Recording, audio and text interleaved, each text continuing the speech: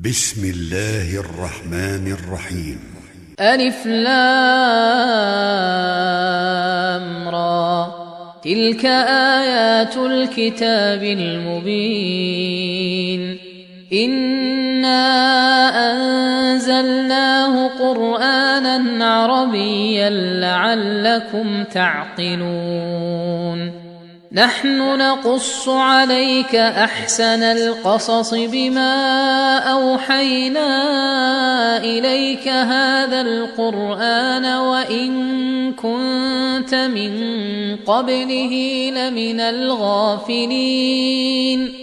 إذ قال يوسف لأبيه يا أبت إني رأيت 11 كوكبا والشمس والقمر رأيتهم لي ساجدين.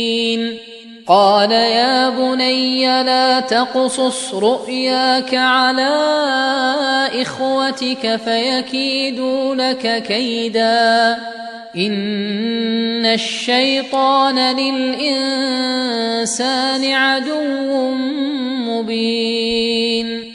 وكذلك يجتبيك ربك ويعلمك من تأويل الأحاديث ويتم نعمته عليك وعلى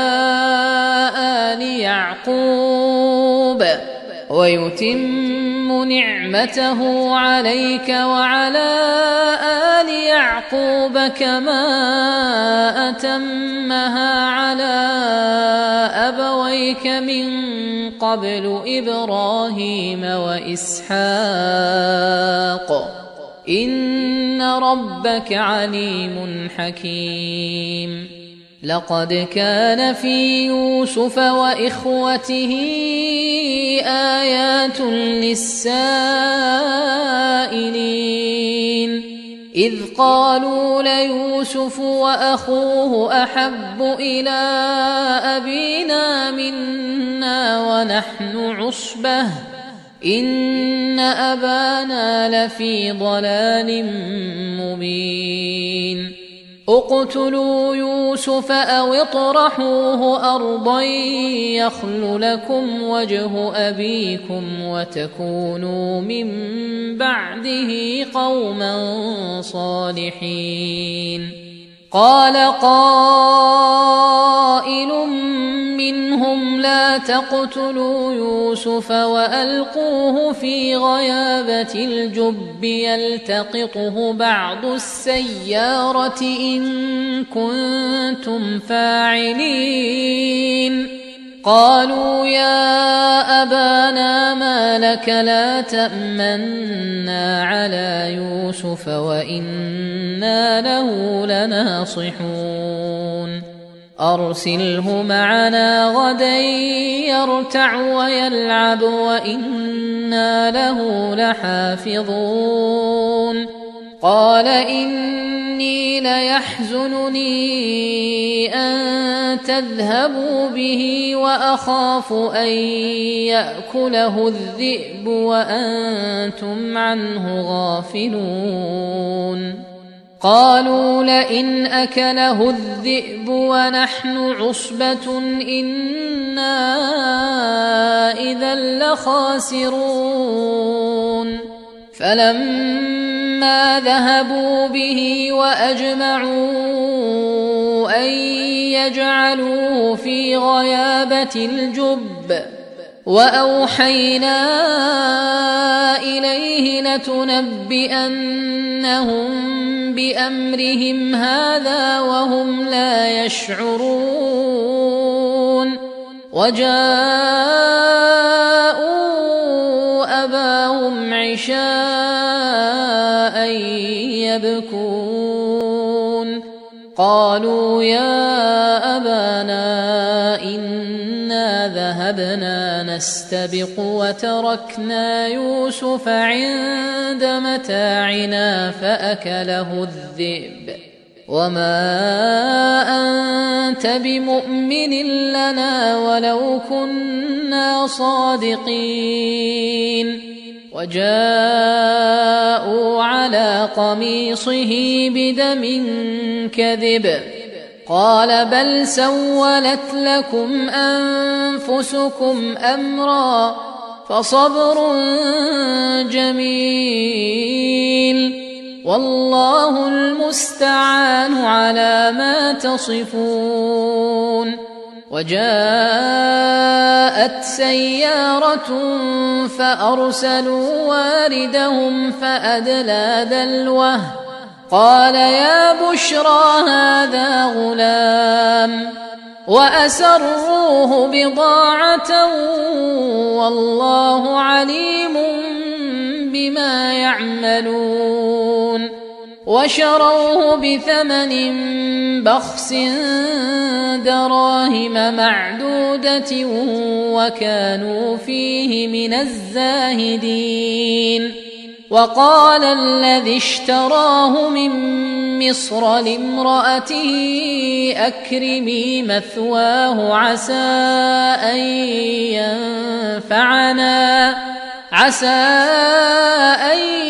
ينفعنا أو نتخذه ولدا وكذلك مكنا ليوسف في الأرض ولنعلمه من تأويل الأحاديث والله غالب على أمره ولكن أكثر الناس لا يعلمون. ولما بلغ أشده آتيناه حكما وعلما وكذلك نجزي المحسنين. وراودته التي هو في بيتها عن نفسه وغلقت الأبواب وقالت هيت لك قال معاذ الله إنه ربي أحسن مثواي إنه لا يفلح الظالمون. ولقد همت به وهم بها لولا أن رأى برهان ربه كذلك لنصرف عنه السوء والفحشاء إنه من عبادنا المخلصين.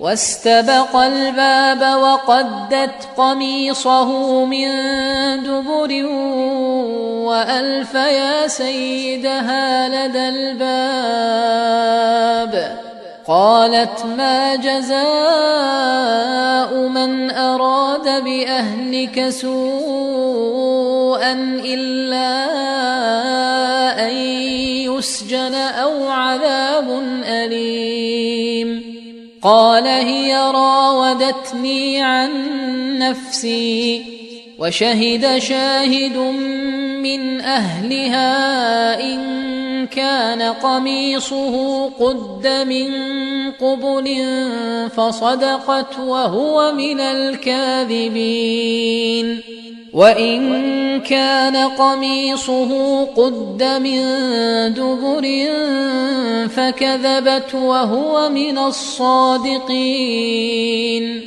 فلما رأى قميصه قد من دبر قال إنه من كيدكن إن كيدكن عظيم. يوسف أعرض عن هذا واستغفري لذنبك إنك كنت من الخاطئين. وقال نسوة في المدينة امرأة العزيز تراود فتاها عن نفسه قد شغفها حبا إنا لنراها في ضلال مبين. فلما سمعت بمكرهن أرسلت إليهن وأعتدت لهن متكئا وأعتدت لهن متكأ وآتت كل واحدة منهن سكينا وقالت اخرج عليهن فلما رأينه أكبرنه وقطعن أيديهن وقلن حاش لله ما هذا بشرا إن هذا إلا ملك كريم. قالت فذلكن الذي لمتنني فيه ولقد راودته عن نفسه فاستعصم ولئن لم يفعل ما آمره ليسجنن وليكون من الصاغرين.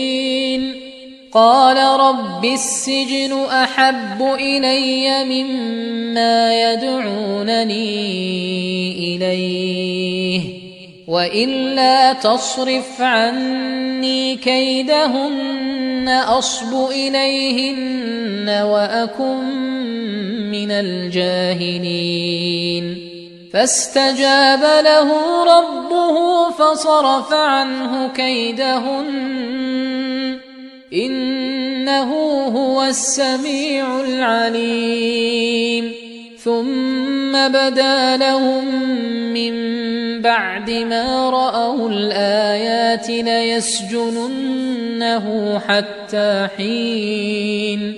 ودخل معه السجن فتيان قال أحدهما إني أراني أعصر خمرا وقال الآخر إني أراني أحمل فوق رأسي خبزا تأكل الطير منه نبئنا بتأويله إنا نراك من المحسنين. قال لا يأتيكما طعام ترزقانه إلا نبأتكما بتأويله قبل أن يأتيكما ذلكما مما علمني ربي إني تركت ملة قوم لا يؤمنون بالله وهم بالآخرة هم كافرون واتبعت ملة آبائي إبراهيم وإسحاق ويعقوب ما كان لنا أن نشرك بالله من شيء ذلك من فضل الله علينا وعلى الناس ولكن أكثر الناس لا يشكرون.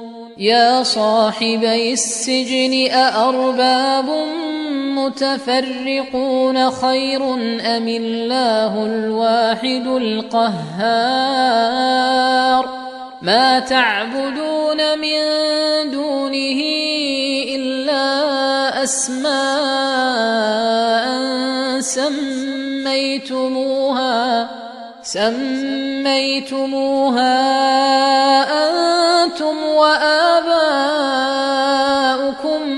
ما أنزل الله بها من سلطان إن الحكم إلا لله أمر ألا تعبدوا إلا إياه ذلك الدين القيم ولكن أكثر الناس لا يعلمون. يا صاحبي السجن أما أحدكما فيسقي ربه خمرا وأما الآخر فيصلب فتأكل الطير من رأسه قضي الأمر الذي فيه تستفتيان وقال للذي ظن أنه ناج منه اذكرني عند ربك فأنساه الشيطان ذكر ربه فلبث في السجن 10 سنين. وقال الملك إني أرى 7 بقرات سمان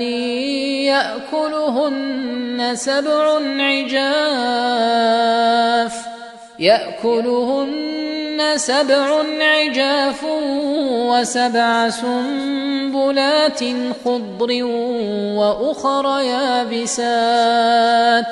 يا أيها الملأ أفتوني في رؤياي إن كنتم للرؤيا تعبرون.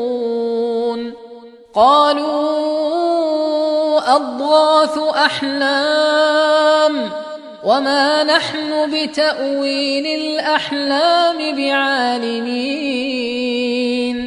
وقال الذي نجا منهما وادكر بعد أمة أنا أنبئكم بتأويله فأرسلون. يوسف أيها الصديق أفتنا في 7 بقرات سمان يأكلهن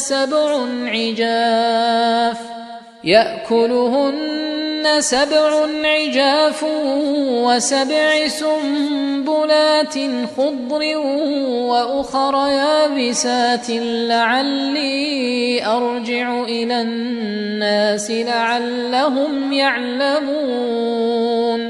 قال تزرعون 7 سنين دأبا فما حصدتم فذروه في سنبله إلا قليلا مما تأكلون. ثم يأتي من بعد ذلك 7 شداد يأكلن ما قدمتم لهن إلا قليلا مما تحصنون. ثم يأتي من بعد ذلك عام فيه يغاث الناس وفيه يعصرون. وقال الملك ائتوني به فلما جاءه الرسول قال ارجع إلى ربك فاسأله ما بال النسوة اللاتي قطعن أيديهن إن ربي بكيدهن عليم.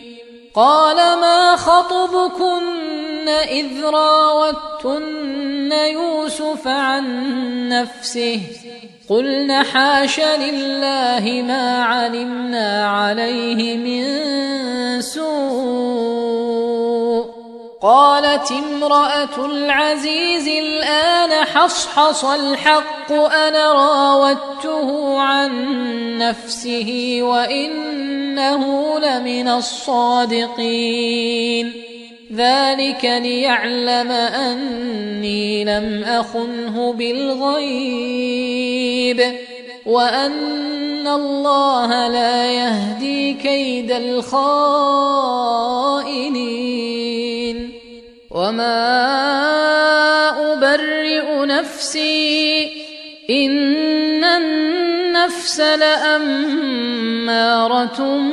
بالسوء إلا ما رحم ربي إن ربي غفور رحيم.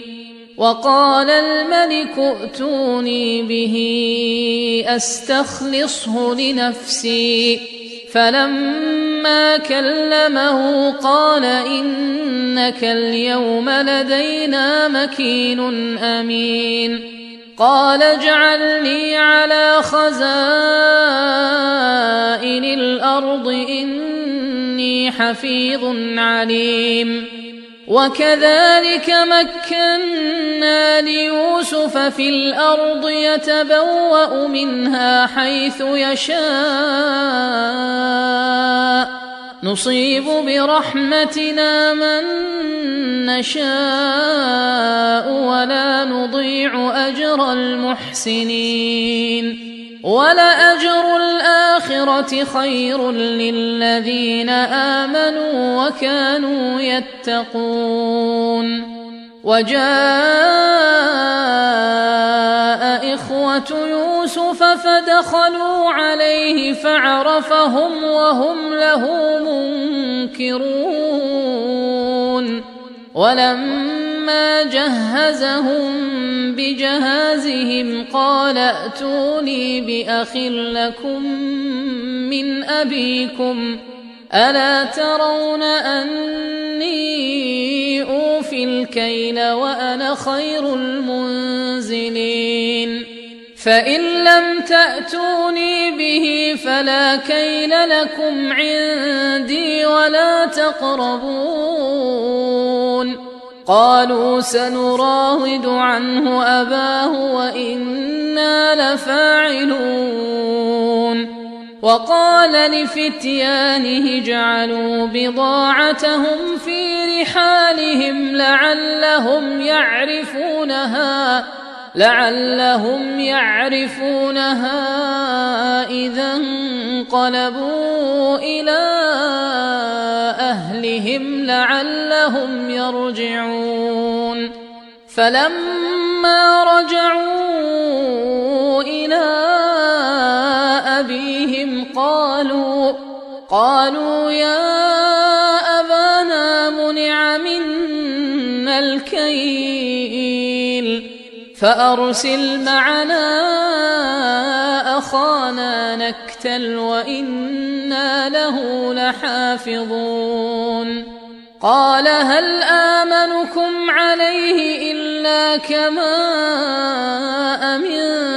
أمنتكم على أخيه من قبل فالله خير حافظا وهو أرحم الراحمين ولما فتحوا متاعهم وجدوا بضاعتهم ردت إليهم قالوا يا أبانا ما نبغي هذه بضاعتنا ردت إلينا ونمير أهلنا ونحفظ أخانا ونزداد كيل بعير ذلك كيل يسير قال لن أرسله معكم حتى تؤتون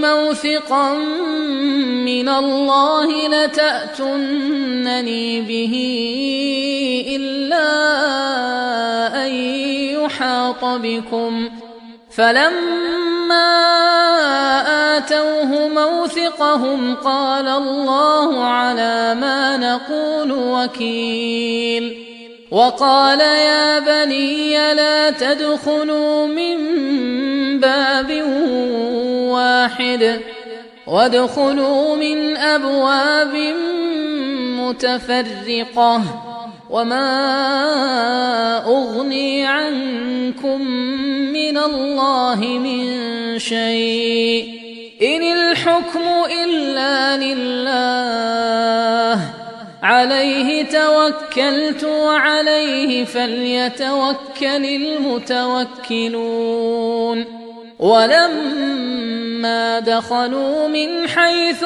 أمرهم أبوهم ما كان يغني عنهم من الله من شيء إلا حاجة في نفس يعقوب قضاها وإنه لذو علم لما علمناه ولكن أكثر الناس لا يعلمون ولما دخلوا على يوسف آوى إليه أخاه قال إني أنا أخوك فلا تبتئس بما كانوا يعملون فلما جهزهم بجهازهم جعل السقاية في رحل أخيه ثم أذن مؤذن أيتها العير إنكم لسارقون قالوا وأقبلوا عليهم ماذا تفقدون قالوا نفقد صواع الملك ولمن جاء به حمل بعير وأنا به زعيم قالوا تالله لقد علمتم ما جئنا لنفسد في الأرض وما كنا سارقين قالوا فما جزاؤه إن كنتم كاذبين قالوا جزاؤه من وجد في رحله فهو جزاؤه كذلك نجزي الظالمين فبدأ بأوعيتهم قبل وعاء أخيه ثم استخرجها من وعاء أخيه كذلك كدنا ليوسف ما كان ليأخذ أخاه في دين الملك إلا أن يشاء الله نرفع درجات من نشاء وفوق كل ذي علم عليم قالوا إن يسرق فقد سرق أخ له من قبل فأسرها يوسف في نفسه ولم يبدها لهم قال أنتم شر مكانا والله أعلم بما تصفون قالوا يا أيها العزيز إن له أبا شيخا كبيرا فخذ أحدنا مكانه إنا نراك من المحسنين قال معاذ الله أن نأخذ إلا من وجدنا متاعنا عنده إنا إذا لظالمون فلما استيئسوا منه خلصوا نجيا قال كبيرهم ألم تعلموا أن أباكم قد أخذ عليكم موثقا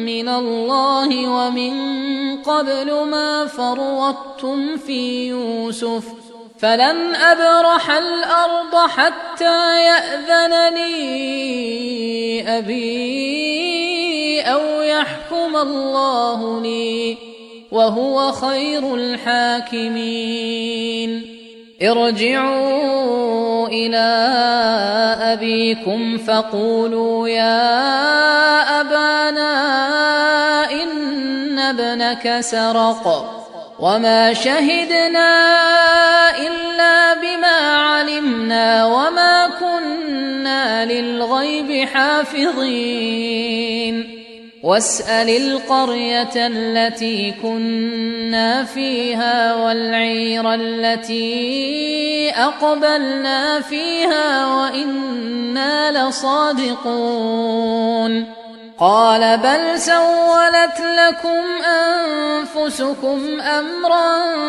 فصبر جميل عسى الله أن يأتيني بهم جميعا إنه هو العليم الحكيم. وتولى عنهم وقال يا أسفا على يوسف وابيضت عيناه من الحزن فهو كظيم. قالوا تالله تفتأ تذكر يوسف حتى تكون حرضا أو تكون من الهالكين. قال إنما أشكو بثي وحزني إلى الله وأعلم من الله ما لا تعلمون. يا بني يذهبوا فتحسسوا من يوسف وأخيه ولا تيأسوا من روح الله إنه لا ييأس من روح الله إلا القوم الكافرون. فلما دخلوا عليه قالوا يا أيها العزيز مسنا وأهلنا الضر وجئنا ببضاعة مزجاة فأوف لنا الكيل وتصدق علينا إن الله يجزي المتصدقين. قال هل علمتم ما فعلتم بيوسف وأخيه إذ أنتم جاهلون؟ قالوا أئنك لأنت يوسف؟ قال أنا يوسف وهذا أخي قد من الله علينا إنه من يتق ويصبر فإن الله لا يضيع أجر المحسنين. قالوا تالله لقد آثرك الله علينا وإن كنا لخاطئين. قال لا تثريب عليكم اليوم يغفر الله لكم وهو أرحم الراحمين. اذهبوا بقميصي هذا فألقوه على وجه أبي يأت بصيرا وأتوني بأهلكم أجمعين. ولما فصلت العير قال أبوهم إني لأجد ريح يوسف لولا أن تفندون. قالوا تالله إنك لفي ضلالك القديم.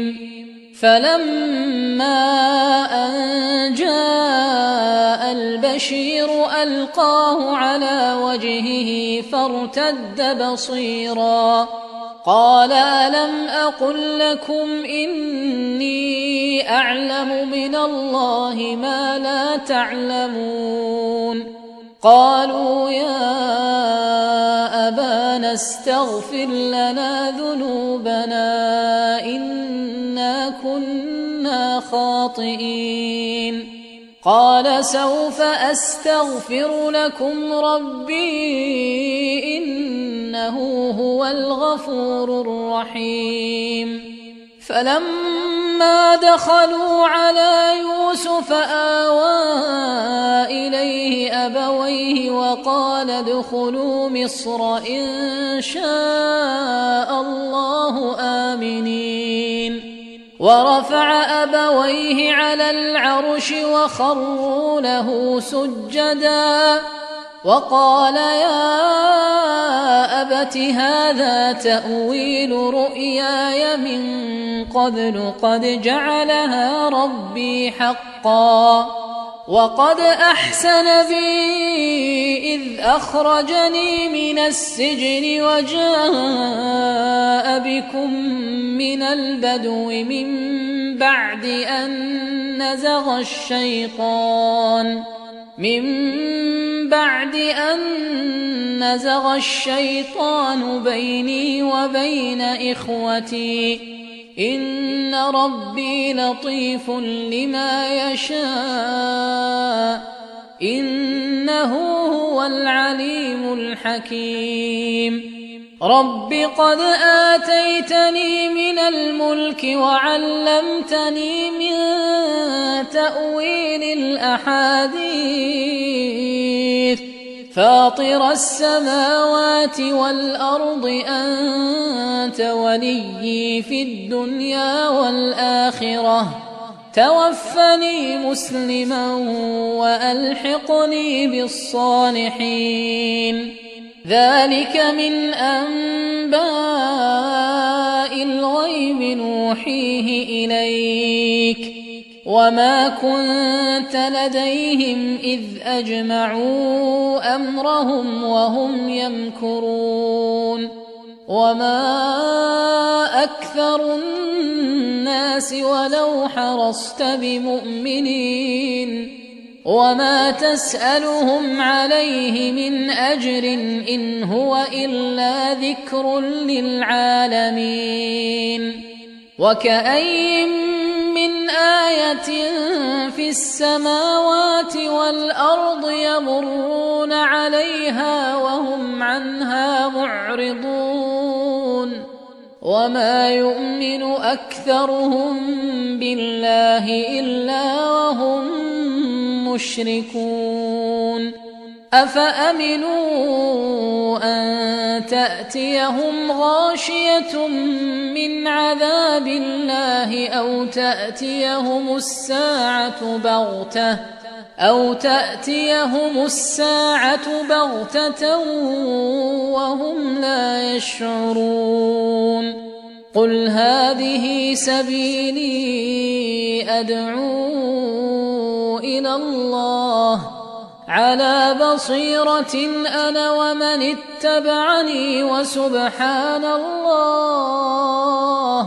وسبحان الله وما أنا من المشركين وما أرسلنا من قبلك إلا رجالا نوحي إليهم من أهل القرى أفلم يسيروا في الأرض فينظروا كيف كان عاقبة الذين من قبلهم ولدار الآخرة خير للذين اتقوا أفلا تعقلون حتى إذا استيأس الرسل وظنوا أنهم قد كذبوا جاءهم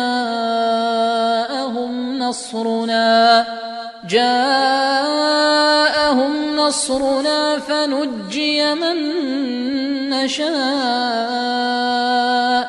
ولا يرد بأسنا عن القوم المجرمين لقد كان في قصصهم عبرة لأولي الألباب ما كان حديثا يفترى ولكن تصديق الذي بين يديه وتفصيل كل شيء وهدى ورحمة لقوم يؤمنون